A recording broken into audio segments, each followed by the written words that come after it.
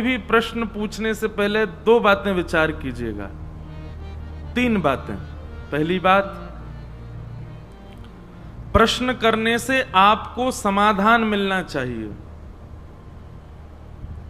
दूसरी बात, प्रश्न के उत्तर देने वाले जो वक्ता हैं, जो महाराज जी हैं, जो व्यास जी हैं, वे अपनी बुद्धि पूरी घुमा दें महाराज कि इसका उत्तर कहां से देना होगा, उनको भी समाधान ढूंढने में श्रम लगे।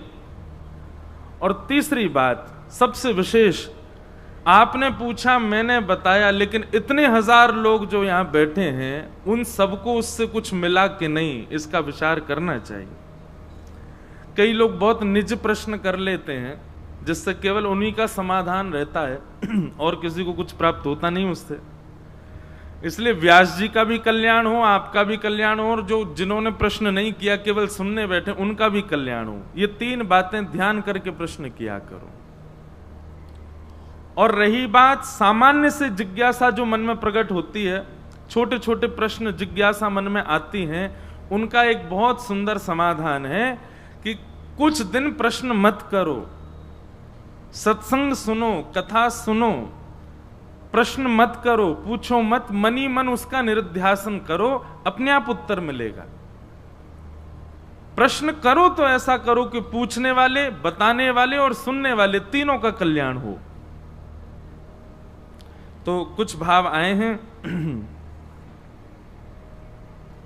इसमें एक भाव किसी ने कहा है कि अगर हमें श्री हरिदास कोई चीज नहीं मिलती तो वो कौन सा दुख है। अब मैं पहले तो प्रश्न ही नहीं समझ पा रहा हूं। अगर हमें श्री हरिदास कोई चीज नहीं मिलती तो वो कौन सा दुख है।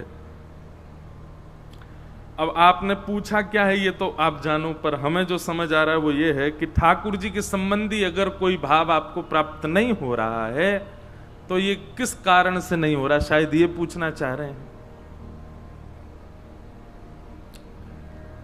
अब इसमें ये भी भाव आता है कि श्री हरिदास इनका कहीं वो तो नहीं, जैसे कई लोग बात बात पे बोलते हैं ना, जैसे अपने राम को ये नहीं चलता, अपने राम को ये भाता है। जो संत महापुरुषों की ऐसी वाणी होती है।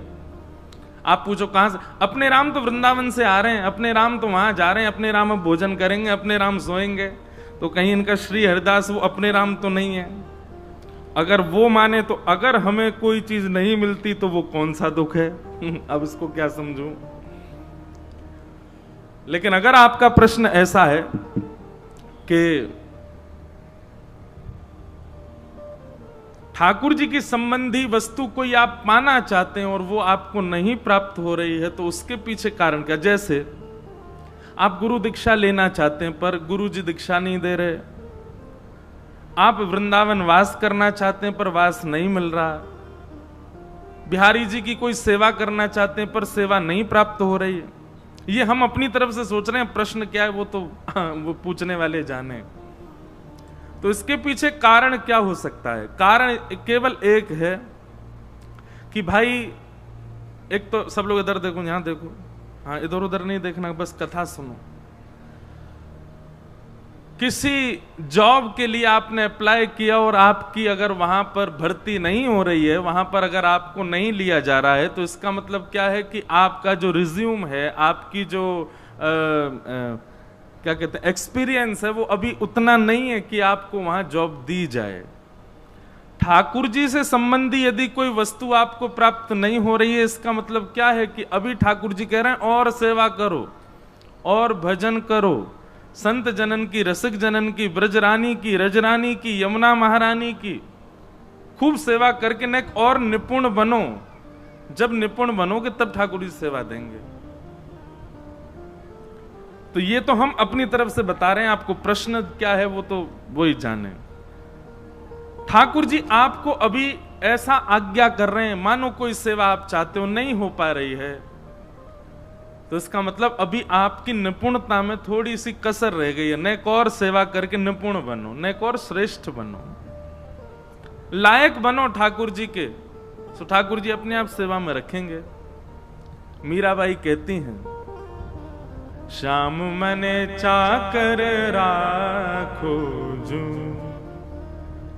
चाकर रहसू बाग लगासू नित उठ दर्शन पासू वृंदावन की कुंज गलिन में हरि की लीला गासू श्याम मन चाकर राखो जू। मीराबाई जैसी हम उस श्रेणी में तो है नहीं जिस श्रेणी में मीराबाई है। मीराबाई जैसी जब ठाकुर जी से प्रार्थना कर रही है कि हमें चाकर रखो, क्या करोगे? बोले चाकर रहसूं बाग लगासूं नित उठ दर्शन पासूं वृंदावन की कुंज गलिन में हरि की लीला गासूं। कई बार क्या होता है कि एक तो होता है कि जॉब आप अप्लाई करो और एक होता है पीछे ही पड़ जाओ। जब जब बेचारा उस कंपनी का मालिक निकले, आप गाड़ी पे गए, सर जी नेक दे दो, देख लो भैया आप हाथ पांव जोड़ रहे हैं, आपके पांव पड़ रहे हैं, नेक तो हमें हम पे कृपा करो, रख लो, एक बार मौका देके तो देखो। एक तरीका तो ये है कि भाई सेवा करके इतने निपुण हो कि ठाकुर जी आपकी निपुणता पर रीझ करके सेवा दे दें। और दूसरा एक उपाय है कहा ठाकुर जी के पीछे ही पड़ जाओ, सेवा ना मिले तो भी जबरदस्ती करो। जैसे कुछ नहीं तो दुनिया के लोग तो पैदल परिक्रमा लगा रहे हैं वृंदावन की, आप सोहनी झाड़ू लेके परिक्रमा लगाओ, जहां दिखे तुरंत वह कुछ सोहनी करते हुए चलो।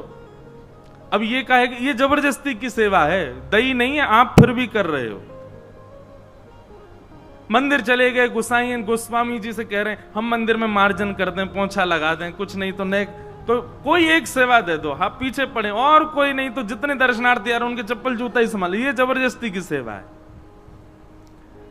ऐसे करने से भी सेवा मिल जाती है। जैसे कि रसखान जी ने एक वैष्णव को देखा, उसके गले में कंठी माला देख करके बोले ये क्या है? तो वैष्णव बोले ये कंठी माला है। बोले इसका मतलब क्या है? बोले जिस प्रकार समुद्र में नदी में डूब रहा व्यक्ति यदि उसको एक लकड़ी का सहारा मिल जाए तो वो तैर जाता है, ऐसी संसार रूपी सागर में हम सब डूब रहे हैं, उसमें यदि तुलसी जी का आश्रय मिल जाए तो डूबने नहीं देती, तुलसी बचा के रखती है। तो रसखान जी ने एक हाथ पे पहन ली, एक बाजू में पहन ली, हाथ कान पे पहन ली, कानन पे लटका ली, सिर पे बांध ली, कमर में पार ली, पूरे शरीर में तुलसी तुलसी धारण कर ली। किसी ने कही बोले एक ही तुलसी काफी है, इतनी क्यों पहन ली? बोले आप सब लोग तो श्रेष्ठ जन हो, आप सब लोग तो योग्य जन हो, आपकी तो एक ही तुलसी में पार हो जाएगा। भाई हमारा तो भार ही बहुत है, पाप का भार इतना ज्यादा है कि एक तुलसी से काम नहीं चलेगा, या हमारे पूरे शरीर में पहन ले। तो ये कैसा भाव? ये जबरदस्ती की सेवा है। नहीं दे रहे ठाकुर जी फिर भी हम छीन रहे हैं, छीन के ले रहे हैं। तो ये भाव है। ठाकुर जी यदि अपनी संबंधी वस्तु कुछ नहीं दे रहे हैं तो इसका मतलब है कि अभी अपनी निपुणता बढ़ाओ, और कथा सुनो, और जाप करो, और सेवा करो, या फिर पीछे पड़ जाओ। दो तरीका है। दूसरा किन्हीं का आया है कि व्यास जी कृपा करके हमारी लाडली जू किशोरी जू की लीलाओं का वर्णन, जैसे हमें श्याम सुंदर ने लीला कहा वैसे ही आपका कहना यह है कि किशोरी जी की लीला सुनाओ। अब यह है भागवत की कथा। यहां पे ज्ञान वैराग्य महाराज डोल रहे हैं, भक्ति महारानी नृत्य कर रही है। यदि अवसर लगेगा तो सुनाएंगे, नहीं तो हम स्वच्छंद कथा जब करते हैं विषय पर तब सुनाएंगे। अगर भाव बना तो जरूर सुनाएंगे। किन्हीं का भाव है कि पूज्य भाई जी श्री हनुमान प्रसाद पोद्दार जी का जो षोडश गीत में से हो तो दासी नित्य तिहारी पद, ये संभवतः अगर भाव बना तो हम छठवें दिन सुनाएंगे, गोपी गीत के आसपास, क्योंकि ये भाव उसी को प्रतिपादित करता है। फिर किन्हीं का भाव आया है कि गुरुजी कल की कथा में से मैं यह प्रण लिया था कि भगवान को सदा चैतन्य स्वरूप में देखूंगी, लेकिन मैं बहुत मंदिरों के दर्शन करती हूँ, गंगा मैया यमुना मैया का भी दर्शन करती हूँ, लेकिन कभी कभी किसी मंदिर की स्थिति और कुछ भक्तों के भाव को देख करके मन द्रवित हो जाता है। मन बहुत सेवा करने को करता है उस विग्रह का। मतलब आप कहीं सामान्य मंदिर में कोई विग्रह देखते हैं तो उसकी सेवा की इच्छा होती है। अगर आप जब भी कभी ऐसे मंदिरों के दर्शन किए होंगे तो आप उस समय कैसा भाव, चैतन्य भाव लाते हैं शिव के। अच्छा, इनका भाव, अब देखो ये कि भाव प्रतिपाद, हमको दो बातें आ रही हैं यहां पर भी समझ। एक बात तो यह आ रही है कि सामान्य से मंदिर देख करके मन में भाव आता है उनकी सेवा करें, पर कैसे करें, एक तो ये समझ आता। दूसरा ऐसा लग रहा है कि कई मंदिरों के भाव, कई मंदिरों के दर्शन करके मन व्यथित हो जाता है। आपने कहा द्रवित होता है, मन में ये होता है कि इनके प्रति हम चैतन्य भाव कैसे लाएं। अब देखो, श्रीमद् भागवत जी तो आज्ञा कर रही हैं प्रत्येक मानव में चैतन्य बुद्धि रखो, प्रत्येक मानव में भगवत बुद्धि रखो। खम्बायु यज्ञिम शलिलम महिम च ज्योतिम से सत्वानि दृशो द्रुमादीन सरित समुद्राम हरे शरीरम यत्किंच भूतम प्रणमेत अनन्यम। छोटे से छोटे अणु से लेके विशाल तक सब में भगवत दर्शन करो, कैसा भी स्वरूप हो। हम एक बात कथा में कहा करते हैं, सब लोग बहुत ध्यान से सुनिए। जब तक यमुना जी के प्रति नदी की भावना आपके चित्त में है, रज के प्रति मिट्टी की भावना आपके चित्त में है, गिरिराज जी के प्रति पर्वत की भावना आपके चित्त में है, श्री वृंदावन बिहारी लाल राधा रमण राधा वल्लभ जू के प्रति मूर्ति की भावना है, तो समझो कि आपके चित्त में भक्ति प्रकट भई ही नहीं है। जादिन रज आपको साक्षात श्री युगल चरणार विंदों के अंकित स्पर्श का भाव प्रदान करने लग जाएं, श्री यमुना जी साक्षात चैतन्य स्वरूपा दिखने लग जाएं, श्री राधा रमण राधा वल्लभ बिहारी जी के श्री अंग को देख करके ऐसी भावना हो कि हमारी भांति ही चैतन्य हैं, श्री गिरिराज जी के प्रति पर्वत नहीं श्री किशोरी जी के हृदय की भावना उत्पन्न हो जाए, तब समझो कि हाँ हमारी भक्ति अब प्रतिफल दिखा रही है। इसलिए भैया आप कैसे भी मंदिर में जाओ, आपके चित्त में चैतन्य भावना तो ठाकुर जी के प्रति होनी ही चाहिए, और नहीं बन पा रही है तो इसका मतलब है कि अभी साधन में कोई चूक है या फिर कोई वैष्णव अपराध आपने किया है। फिर आपने दूसरा प्रश्न किया, मानसी सेवा किसे कहते हैं? मानसी सेवा का प्रारंभिक अनुभव शुरुआत कैसे की जाती है? मानसी सेवा और निराकार ब्रह्म के ध्यान में क्या अंतर है? और कई इनको तो यही नहीं पता होगी मानसी सेवा किमें कहते हैं। चलो सुनो, थोड़ी सी हम जिज्ञासा इसका समाधान करें फिर कथा में चलें। मानसी सेवा का मतलब क्या होता है? दो प्रकार की सेवा हैं, प्रकट सेवा और मानसी सेवा। प्रकट सेवा मतलब जो आप सब अपने अपने ठाकुर जी की कर रहे हो, उनको स्नान कराते हो, वस्त्र पहनाते हो, माला धराते हो, भोग धराते हो, आरती करते हो, ये प्रकट सेवा है, ये प्रत्यक्ष सेवा है, ये सन्मुख सेवा है। और यही सेवा मानसी में कैसे होती है कि आपने सेवा कर दी, ठाकुर जी सजा दिए, ठाकुर जी की आरती कर दी, और फिर वही स्वरूप को देखते देखते नेत्र बंद किए, चित्त में एक कुंज बनाई, यमुना जी बह रही हैं, सुंदर पर्वत खंड है, बढ़िया सुंदर कुंज है, सुंदर गुलाब की सुगंधी आ रही है, खस की सुगंधी आ रही है, एक सेज है, और वही सेज पे हमारे सेवा के ठाकुर जिनकी हमने अभी सेवा करी है, वो सेवा के ठाकुर जी प्रत्यक्ष बैठे हैं, हाथ हिला रहे हैं, पैर चला रहे हैं, आंखन से मिच मिच करके हमको देख रहे हैं, कभी वेणु को रो कर रहे हैं, हमसे कछु आज्ञा कर रहे हैं, किशोरी जी के साथ में कोई लीला कर रहे हैं। इस प्रकार लीला संदर्शन करना मानसिक भाव से, और स्वयं को भी उस लीला में किसी सखा या किसी सहचरी की भावना में प्रस्तुत करना, यह मानसी सेवा का स्वरूप होता है। समझ में आई बात?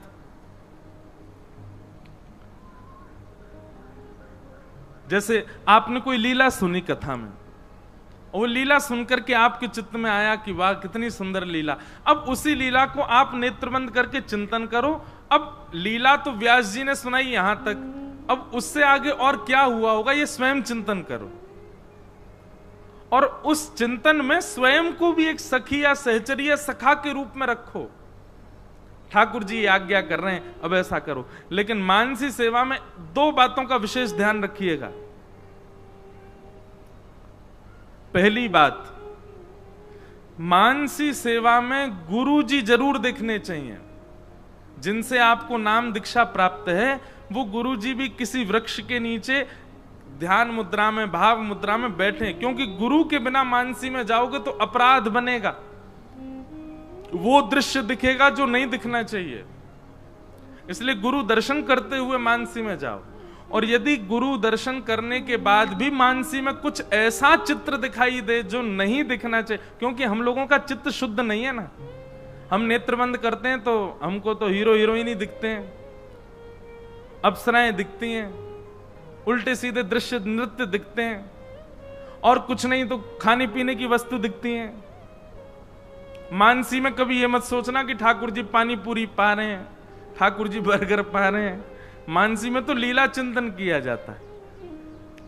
तो कहीं कुछ ऐसा दिखे, गुरु चिंतन करने के बाद भी ऐसा दिखे जो नहीं दिखना चाहिए, तो फिर कम से कम 6 महीना तक मानसी आप नहीं कर सकते। 6 महीना तक प्रकट सेवा करके, प्रत्यक्ष सन्मुख सेवा करके, कथा सुन के, नाम जप करके मन को और शुद्ध करो, और 6 महीना बाद फिर दोबारा प्रयास करो। क्योंकि दूषित दृश्य दिखने से मानसी सेवा खंडित हो जाती है, वो अपवित्र हो जाती है। फिर जब तक चित्त पवित्र ना हो तब तक मानसी सेवा पुनः नहीं कर सकते।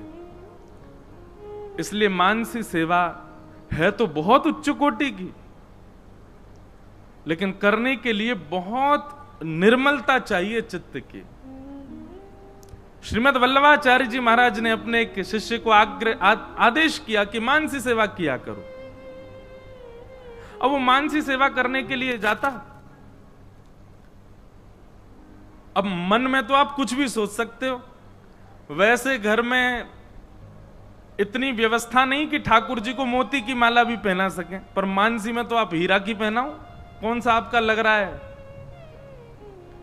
तो श्रीमद् वल्लभाचार्य जी ने आज्ञा की, तो वो भक्त गया और जाकर के मानसी सेवा करने लगा। और मानसी में क्या विचार कर, आहा सोने की चौकी है महाराज, सोने की चौकी पर ठाकुर जी बैठे हैं, चांदी की परात है नीचे, है कुछ भी नहीं, घर में इतना भी नहीं है कि शाम का भोजन बन सके, लेकिन सोचने में क्या हर्जा। सोने की चौकी पे चांदी के बर्तन में ठाकुर जी विराज रहे हैं। ये बड़ो शंख है मेरे पास, वह शंख में भी सोनो मड़ो भयो है, और वहां में पंचामृत डाल करके मैं ठाकुर जी को अभिषेक कर रहा हूं। आहा ठाकुर जी कितने प्यारे लग रहे हैं, पंचामृत में नहा रहे हैं, ऊपर से नीचे तक पूरे पंचामृत में है गए। अब ये मानसी चिंतन कर रहा है। वो स्नान है गयो, अब गर्म जल से ने स्नान करा दियो, स्नान करके ठाकुर जी को अंग पहुंच दियो, सुंदर वस्त्र पहना दिए, सोने की माला, मोतीन की माला, सुंदर सुंदर रत्न मणिन की माला ठाकुर जी को पहनाई है। आहा ऐसो हीरो जड़ो भयो महाराज, मुकुट पहनायो, चौंधा पड़ रहा, नेत्र नहीं खुल पा रहे हैं, है कुछ भी नहीं, बस सोचता जा रहा है। ठाकुर जी को इत्र लगाया, आहा गुलाब की कैसी सुंदर सुगंध आ रही है। ठाकुर जी तैयार रह गए। अब मैं एक दूध भोग पधरा दूं, दूध भोग लेके आयो, सोने के चांदी के सुंदर पात्रन में सामग्री लेकर के आयो, ठाकुर जी के लिए चांदी के बर्तन में बढ़िया दूध लेके आयो, 1 चम्मच शक्कर डाल दी, 2 चम्मच शक्कर डाल दी, 3 चम्मच शक्कर डाल, एक और मीठी कर दूं, 1 और चम्मच शक्कर डाल दी। अरे मोह लगे ज्यादा मीठो है गयो दिखे, कहीं ठाकुर जी के होठ नहीं चिपक जाए, 1 चम्मच निकार दूं या में ते। जैसे ही निकारन लगो सोई ठाकुर जी प्रत्यक्ष प्रकट है गए, वाको हाथ पकड़ लियो, हाथ पकड़ लियो, प्रकट है गए ठाकुर जी। वहां के नेत्र खुले तो सामने साक्षात बाल कृष्ण प्रभु खड़े हैं, नेत्र सजल हो गए, बोले आहा जय हो जय हो, मैं तो मानसी चिंतन कर रहा हूं, आप तो प्रत्यक्ष प्रकट है गए। ठाकुर जी बोले मैं यूं पूछवे आया हूं, एक बात बता, तेरी सांची की चीनी लग रही है जो तू निकाल रहा में थे, तेरी गांठ में ते लग रहा हो कछु। अरे भैया इतनी कंजूसी काय कर रहा हो, मानसी में तो 10 चम्मच डाल तेरो कहा लग रहा है। ऐसी भावना, ऐसी कथाएं सुनाई जाए तो मानसी चिंतन है बहुत उच्च श्रेणी का। एक बार को आपकी सन्मुख सेवा ठाकुर जी स्वीकार नहीं करेंगे, मानसी सेवा निश्चित स्वीकार होती है। कृष्णदास जी अष्ट सखाओं में एक सखा हुए, एक दिन ढकेल पे जलेबी बन रही थी, तो जलेबी बनती वही देख करके उनके मन में आयो कि मैं भी अपने श्रीनाथ जी को जलेबी पवाऊंगा, लेकिन दुकानन की नहीं, घर जाके बना के पवाऊंगा। एक बात याद रखियो भैया, सेवा में इतना तो करो कि अगर आपको कोई वस्तु ठाकुर जी को पधरानी है, क्षमा करियो भैया, यहां पे अगर कोई मिष्ठान भंडार वाले बैठे हो, आपको खूब मिष्ठान बिके महाराज, करोड़न को मुनाफा हो आपको, लेकिन हमारी एक बात सुनो, अपने घर के ठाकुर जी को यदि कछु पधरानो है तो स्वयं बना के पधराओ, स्वयं घर में निर्माण करो। हां, सबको बांटवे के काजे बाहर से लेके आओ, लेकिन अपने घर के ठाकुर जी की तो अपने आप बना करके पधराओ।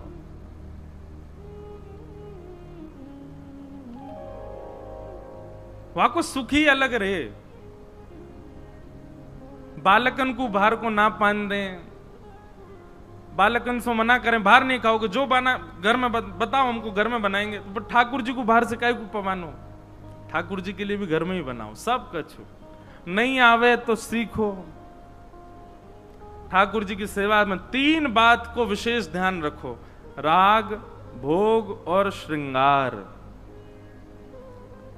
और तीनों में अगर निपुणता नहीं है तो कोई एक तो होना ही चाहिए।